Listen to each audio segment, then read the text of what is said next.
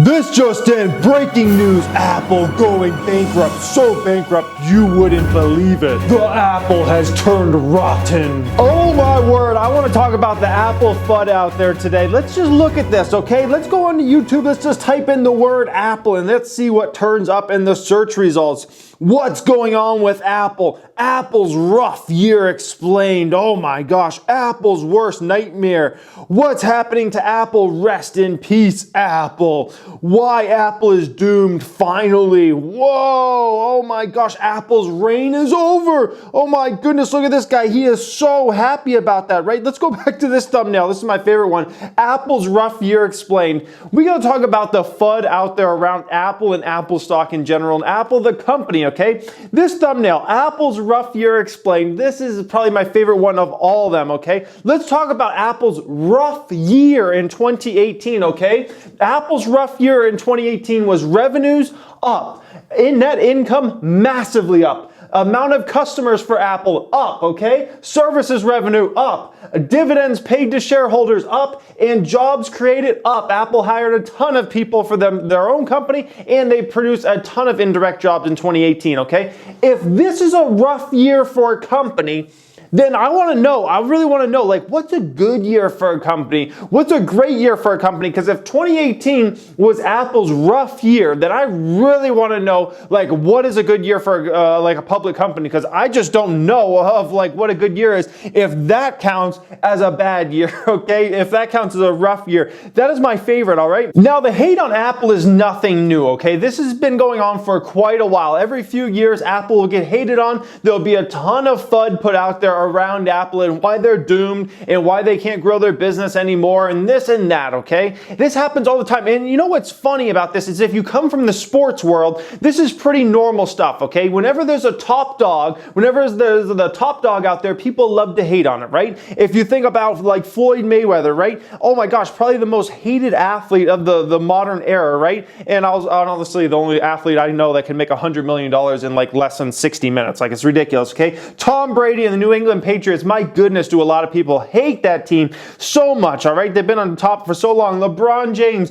tons of people hate LeBron James with a passion, okay? They get so sick of him being in the finals every year. Even in the music industry, the most popular artists out there that have been on the charts for years and years, like Drake, you know, they get tons of people hating them. And I understand, like you know, what people kind of feel out there. Some people love to root for the underdog. Some people love to, you know, hate on whoever's at the top. And then you have a segment of the population that jump on the bandwagon, right? You have a segment of the population jump on a bandwagon, whatever's popular, whatever's the most, you know, the top of that industry. You know, we see it in sports all the time. A team will win a championship, and then next thing you know, everybody's got hats of that team or something like that. And it's like, okay, were you really a fan or were you a bandwagon fan, okay? It happens all the time. And then you have people who really don't care either way.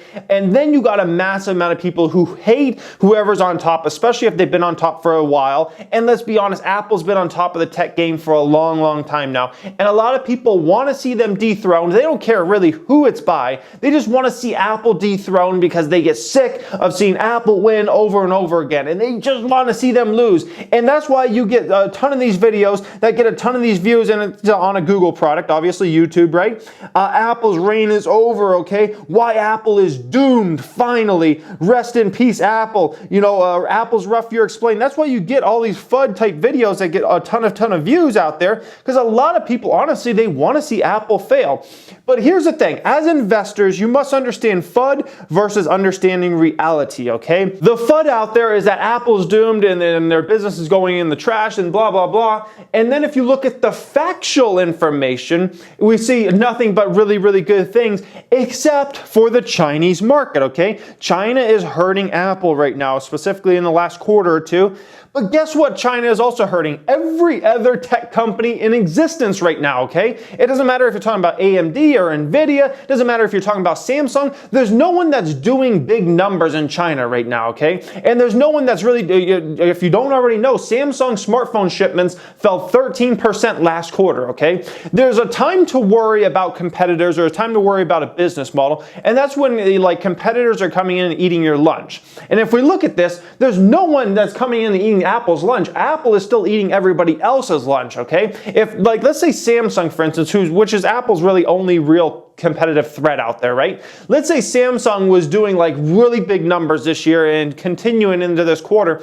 Then all of a sudden you could say, whoa, Samsung's got huge numbers right now. Smartphones are way up for Samsung. Apple's numbers are way down. Then you have something to worry about. But Samsung's numbers are bad right now. Very, very bad right now. Like, go look at their latest earnings they pre-announced. Very, very bad. Very, very weak. And we've seen tons of companies pre-announce very weak numbers out of China, okay? So here's kind of the thing you've got to separate as an investor. You got to separate emotions from facts, okay? Facts. That's what you got to separate. And it's hard for some people to do it, and so they'd rather just hate on it, or they'd rather just, kind of, feed into this negativity because they don't like something, or they don't like whoever's been on top for a while or something like that.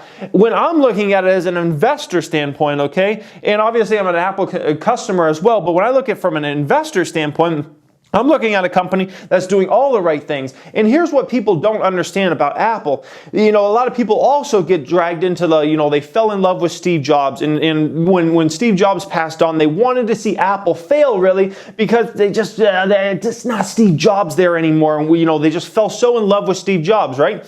Steve Jobs understood something very, very well. The first time he got kicked out of Apple, he understood that a company will die if you don't put a great management team in that company and ready to run in the future, okay? And he understood that coming back into Apple a second time. And he understood that if this company is going to last for a long time, he needs to put in an unbelievable management team across the board, unbelievable executives, all the way from the CEO, all the way down to the designers and everything across the board. And Apple has done that. And since Steve Jobs passed on, which is now coming up on, 8 years? It's a long time ago now, right? The company has just grown like a wildfire, whether you're talking about amount of customers, whether you're talking about amount of jobs, whether you're talking about revenue, whether you're talking about net income. It doesn't matter what metric you want to look at. Since Steve Jobs passed on 8 years ago, the company has grown like a wildfire, okay? And a lot of people wanted to get caught up into maybe they'll fail because Steve Jobs passed on, when really that's such a bad way of looking at it, because he put in this unbelievable management team because he understood like Apple wouldn't make it long term if he didn't put in a great management team. And there's a great management team there, okay? And if you think Apple back in the Steve Jobs days was the innovator, like they came out with stuff before everybody else, you were sorely mistaken. You don't understand history, okay? iPod was not the first MP3 player out there, okay? iPod was not the first MP3 player, and honestly, I had better MP3 players than what the original iPods were, okay? But all the kids around me in school, whatever grade I was in at that time, middle school or whatever, they all wanted iPods because Apple did a very good job of marketing it and including it with iTunes and making it cool and all those type of things, and everybody wanted an iPod. I had something that was a way better device that was made by, I think, Philips or somebody like that. Apple was not the first to make an MP3 player. Apple was not the first to make a smartphone out there or something like that, okay? A lot of people get the history twisted because they just don't understand it. Apple is just the first to popularize something, okay? And that's the way it's always been there, okay? They understand marketing very well. They understand ecosystems. They understand how to build this stuff, okay? And here's the thing. The Apple ecosystem is so unbelievably strong that people don't want to leave it. And generally, as Apple gets somebody in, they generally stay in that ecosystem, okay? And that's another thing people just don't understand. So you got, and another thing is, like, back to the Steve Jobs thing, I forgot to bring up this point. People think like Steve Jobs was creating the actual iPhone or like creating the original iPads or something like that. No, he had general ideas around those type of products, right? General ideas, but it wasn't Steve Jobs who made those products. Like, if you think Steve Jobs was in the lab, like working on the original iPhone and like making the chips work, like you don't know what he was actually doing, okay? He had nothing to do with any of that stuff. He had general outlines and he had a great team around him, and he said, guys, go make this happen, okay? And that's what he went ahead and did. And guess what? All those designers that make all those great products, a lot of them, like Johnny Ive, are still with the company to this day, okay? And that's why Apple has continued to grow and grow and grow, because they have a great overall management team. You might not like them. You might not think they got the Steve, you might not think Tim Cook has a Steve Jobs flair, and does he? No, absolutely he doesn't. But it doesn't mean anything in the end, okay? It literally doesn't mean anything in the end. If you can continue to grow the amount of customers you have, you can continue to grow your revenue, your net income, the amount of dividends, the jobs you create, and all those type of things. And that's all Apple has done, and that's all Apple will continue to do until, they actually do have a falter someday, which they will at some point in time. But if we look at it, you have to have a competitor come in and take your lunch, and no one's coming in and taking their lunch. If anything, it's the vice versa in this situation. 5G is going to come in a year or two, and guess what? Apple's going to grow like a wildfire once again, all right? And that's just the way it is. And then India is going to be a big, big growth vector for Apple in the future, okay? They're going to get very focused on the Indian market. We've seen them start to move some manufacturing to the Indian market. That's just a massive, massive opportunity for the company overall. And so as an investor, I just caution you, if you want to think emotionally about things, you can think emotionally about things, and people get caught up in their emotions around stocks all the time. And I just say, stick with the facts, stick with the trends, stick with what's coming in the future, and don't get caught up into, oh, because you loved this person and they passed on, you wanted the company to fail, or they've been on top so long, they need to fail, they have to fail, right? Does it happen at some point in time?